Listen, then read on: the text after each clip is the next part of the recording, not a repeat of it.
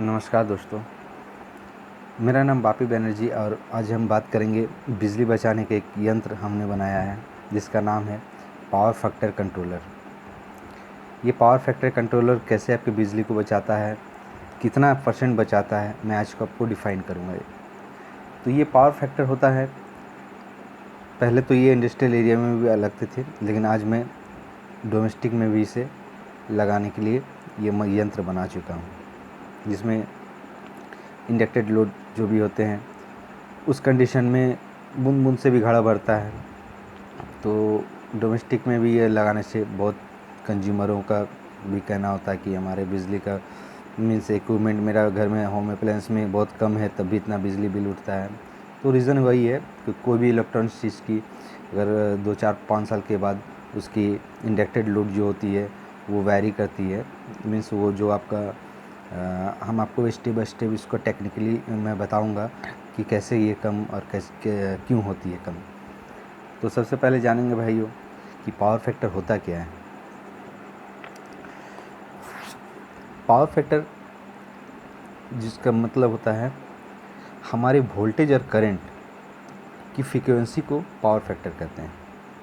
ये power factor हमारा कितना अच्छा रहेगा तो अच्छा रहता है। ऐसे तो हमारा 1 होता है जो यूनिटी होता है, इन्फिनिटी भी बोलते हैं, यूनिटी भी बोलते हैं। तो यूनिटी मीन्स 1 में आता नहीं है, उसका डिज़ायर हमारा करना पड़ता है 0.99 है तो बेस्ट है।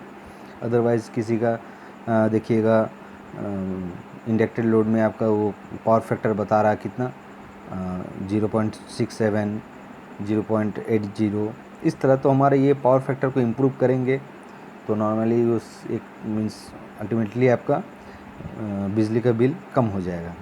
तो पावर फैक्टर का सही मायने, सही कैलकुलेशन होता है, उसमें कितना क्या देना है क्या नहीं देना है, तो ये चीज़ हम आपको डिफ़ाइन करेंगे धीरे धीरे, तो आप बने रहिए।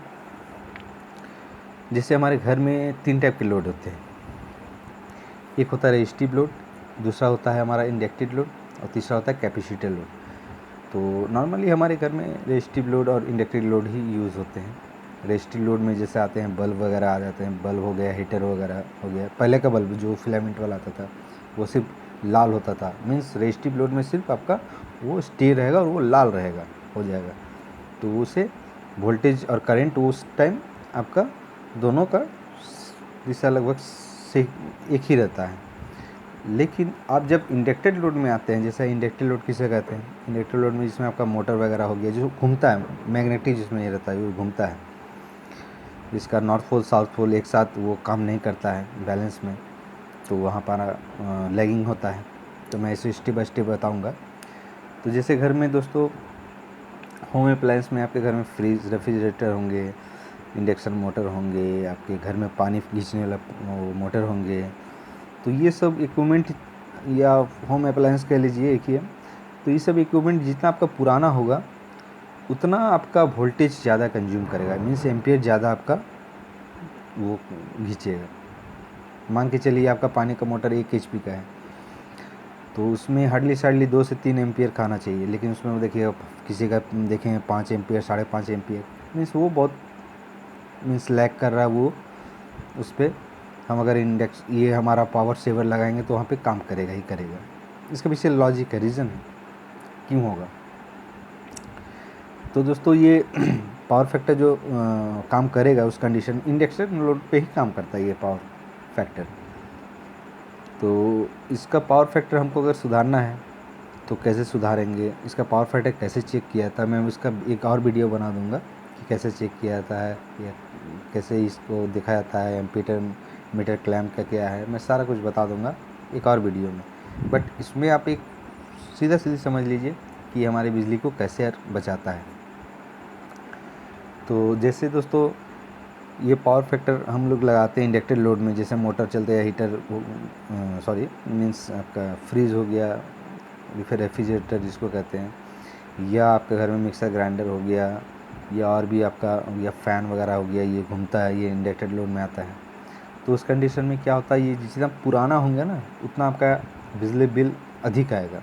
इसके पीछे ये रीज़न है। तो क्यों, इसमें आपका वोल्टेज और करंट दोनों साथ में नहीं जाते हैं, वोल्टेज आगे चले जाता है और करंट पीछे रहता है। इसका मैं 1 मिनट में आपको पेज में करके दिखाता हूँ, तो वेरी इजी रहेगा आपको। ये देखिए दोस्तों, आप देख पा रहे हैं कि ये देखिए इस तरफ का रेजिस्टिव लोड में ये आपका सेम रहता है, ऐसे वोल्टेज और करंट। ये देखिए मैंने आपको बनाया है, दोनों सेम रहता है। बट जो मैंने इंडक्टिव लोड का कहानी बता रहा हूँ, इंडक्टिव लोड में कैसे होता है मैं बताता हूँ। ये इसका फ्रीक्वेंसी ऐसे है,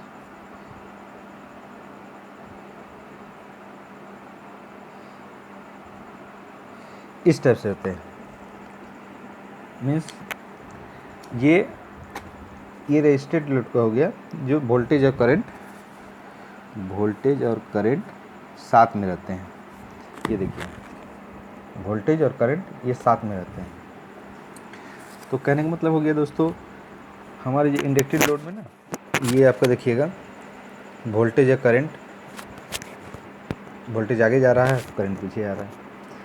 तो इसको सिमिलरिटी मीन्स इसको पैरेलल करने के लिए, ये जो इसका जो गैपिंग है, ये पावर फैक्टर को सही करने के लिए हमारे वो पावर फैक्टर मशीन वो आपका काम में आएगा। इसके पीछे एक लॉजिक है। और दोस्तों इसके पीछे और भी, जैसे मोटर होती है, पानी का मोटर हो गया, मैं इसमें नहीं बता पा रहा हूँ, कभी मैं प्रोजेक्ट बोर्ड पे आपको सारा कुछ बता दूंगा, दिखा दूंगा, सब कुछ बना दूंगा। तो मोटा मोटी एक समझ लीजिए कि आप किसी इंजीनियर से भी या इलेक्ट्रिकल कुछ ये से बिलोंग करते हैं, उनसे आप उनसे पूछ सकते हैं कि पावर फैक्टर वाकई में होता है कि नहीं। तो जस्ट इसको जानते तो सभी हैं, लगभग होंगे, बट इसको इम्प्लीमेंट करना ही बहुत ज़रूरी है। ये पार्ट सर्वर को आप इम्प्लीमेंट कीजिए घर में, आपका बिजली बिल बचना ही बचना है। इसके पीछे रीज़न है, और बिजली विभाग भी चाहेगी नहीं हमारा बिजली बचे। और इसमें सबसे बड़ा बात खाबी, इसमें बहुत बड़ा अहमियत वाला बात है कि यहाँ पे एक बेरोज़गार लोगों को रोज़गार मिल जा रहा है। इतने बेरोज़गार झारखंड में, जो कि मुंबई और जाके दिल्ली में जाके यही काम करते हैं, उनको मैन्युफैक्चरिंग करके यहीं पे वो करें, आगे बढ़े, आत्मनिर्भर बने। तो मेरा दोस्तों कहना है आपसे कि विनती है कि पावर फैक्टर डिवाइस अपना घर में लगाएं और बिजली बचाएं। खुद का भी तो पैसा बचाएं, प्लस गवर्नमेंट का भी बिजली बचाएं। और हमारे सब ऐसा है, ये यंग लड़कों लोगों का है कि बेरोज़गार से रोज़गार में भी उसको मौका मिलेगा, उनको गवर्नमेंट को फ़ायदा होंगे। तो दोस्तों इसमें मैं वीडियो को यहाँ पे ख़त्म करूँगा, और नेक्स्ट वीडियो जो आपको टेक्निकली और भी कुछ जानना है तो मैं एक और वीडियो बना दूँगा। ठीक है दोस्तों, थैंक यू।